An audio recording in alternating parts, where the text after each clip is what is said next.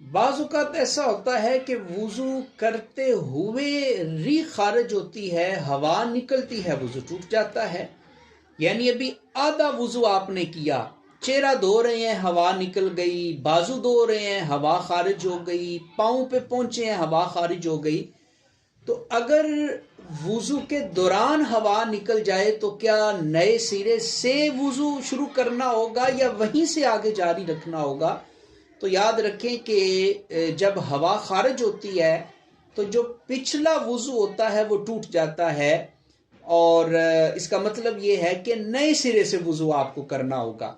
यानी आपने हाथ धो लिए थे, कुली कर ली थी, नाक में पानी चढ़ा लिया था, चेहरा धो रहे थे कि हवा खारिज हुई, तो गोया आपका ये पहले वाला वुज़ू भी टूट गया।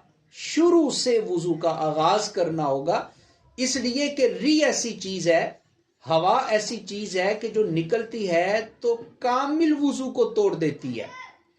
तो जब आपने आधा वुज़ू किया है, निसफ वुज़ू किया है, तो जो चीज कामिल वुज़ू को तोड़ने वाली है वो निसफ वुज़ू को भी तोड़ने वाली है।